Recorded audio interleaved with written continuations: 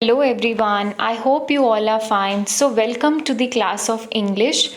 So, our today's topic of English is concrete and abstract nouns. Right? So, before starting up with this topic, we should know what is concrete noun, what is abstract noun. So, basically, concrete noun are those nouns which we can see and touch.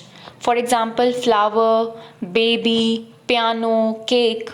These are all the examples of concrete noun. Now, what are abstract nouns?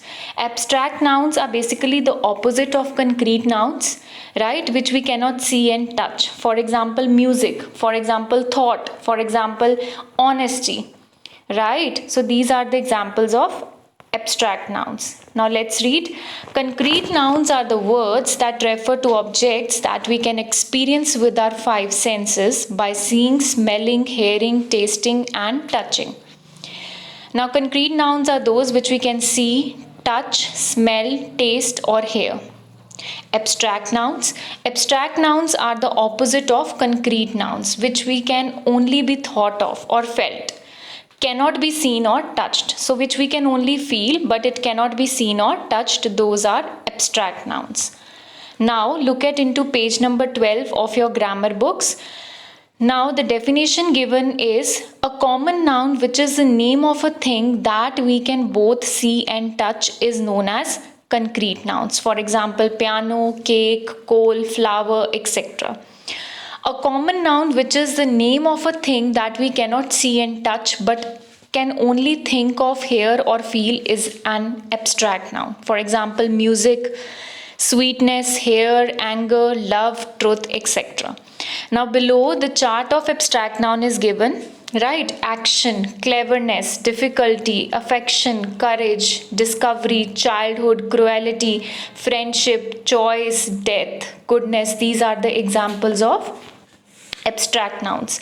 Abstract nouns which we cannot see and touch, right? So these are the examples of abstract nouns. Now look at into page number 13. What is the question given here is that you have to state whether the underlined noun are pronoun or common. In the case of common nouns, point out whether they are concrete or abstract nouns. Now we have done the chapter of proper and common nouns. Let me tell you once again what are common nouns.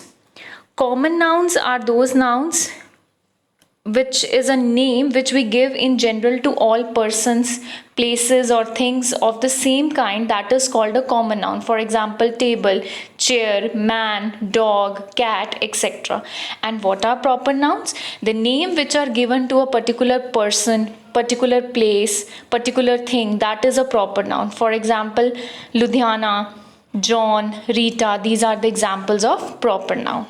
Now look at into sentence number 2. Books help to store all the knowledge of the world.